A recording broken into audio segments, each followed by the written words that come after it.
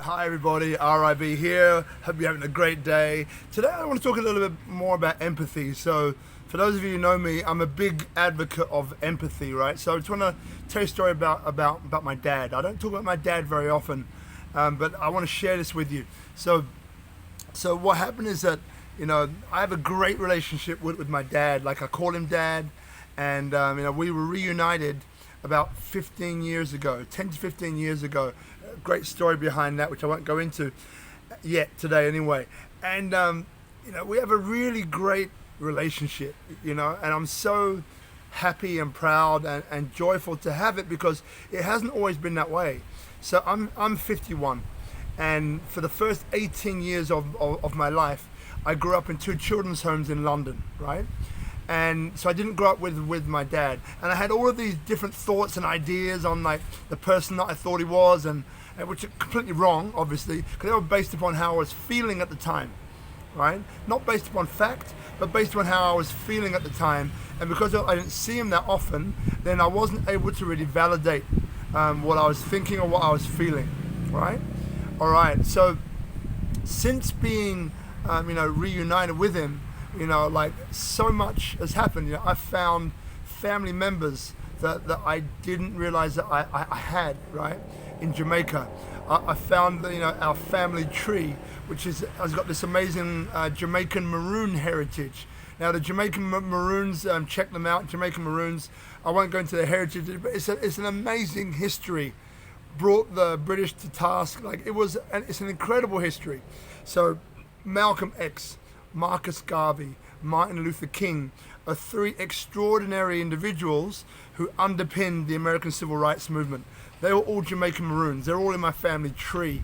And, for those of you who know me, you kind of know that I'm leading and moving more towards that direction, actually, because humanity and civil rights and so on is becoming increasingly more, I'm becoming increasingly more aware of, and they're affecting me more emotionally than ever before. So I've got a feeling that I'm going in that direction. So watch this space. So, but why do I love my dad? So what I realized through talking to him was this, right?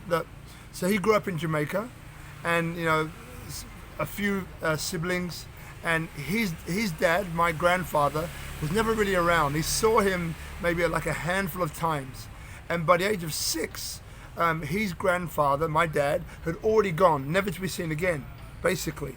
And from the age of 6, then my dad was working in the fields, right, to help support the family. From the age of 6, okay.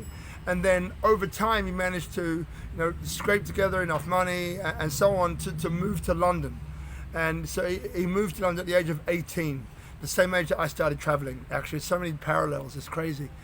And so what happened is that when he got to London, didn't really have money, and stayed at a halfway house, which was a house of a distant cousin or something, and then began to work his way up. Electrician is what he ended up doing most of, but he came with nothing. Worked from precious little, right? So, and then obviously that they had a fatal attraction, him and my mum, where it was very clear that it wasn't going to happen. But the point that I'm making is that, when I understand that between 0 to 7, that theta brainwave state is what we all have, right? How we grow up during those times pretty much determines, our unconscious bias and what that becomes, right? So his dad left him, by the age of 6.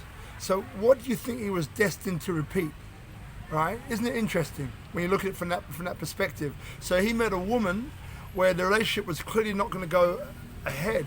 So then he was in the position where, he was going to be leaving again, right? And that's how I grew up in a children's home with my elder sister. Now he found another partner, my stepmom, another beautiful Jamaican woman, and so they had 2 more kids, and he didn't run actually, so he stopped it, right? He stopped it, and I've got 2 half brothers, Rohan and Rodney, 2 great guys, right?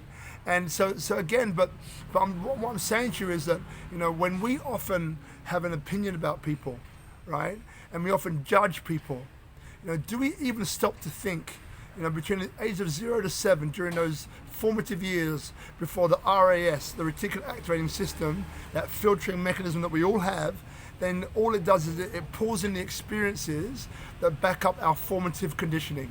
And then we go unconscious for the rest of our lives. Do we ever, ask those people, what their life like was between 0 and 7? Because when we start to ask these questions, then we start to see why they were destined to become the people that they are. Because people are trying the best they can with what they have. They're trying the best they can with what they have, or more succinctly, they're trying the best they can with what they know. And what they know is based upon subconscious programming and conditioning that they're not even, most of the time, even aware that they're even following, right? So we have this as well. I have this, you have this. So what I find is a great way, to kind of see, what it looks like for you is that, if there's something for you which really polarizes you, right? Something that affects you emotionally, that you hate or you dislike intensely. These are the sorts of things that I begin to check within myself and say, well, why? Why do I have this view about this type of person? Why is it I have this view, if you speak in a certain way with this certain accent, then that means certain things? Why is it that I think if you're rich or poor, it means certain things?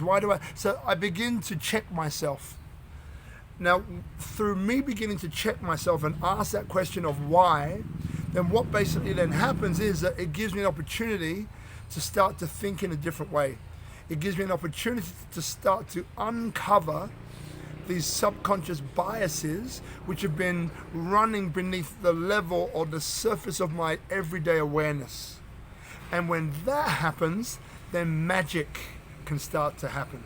All right? So look, I like to keep these videos relatively short. So look, my message to you today is, is someone you don't like, something you don't like, a view that you have that you seem to be quite stuck in.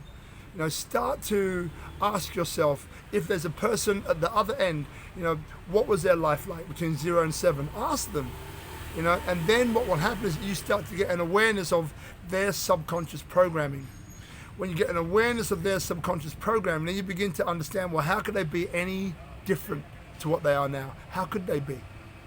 Right? Because they're doing the best they can with what they're consciously aware of. And most of the time, it's beneath the level of their everyday awareness, beneath the level of their conscious, meaning it's subconscious, so they have no idea that they're doing that.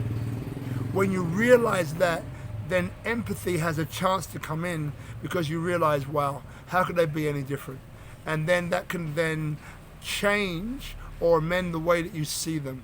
And also in return, change and amend the way that you see yourself. All right, guys, lots of love. Have a great day and look forward to seeing you on the next one. Bye for now.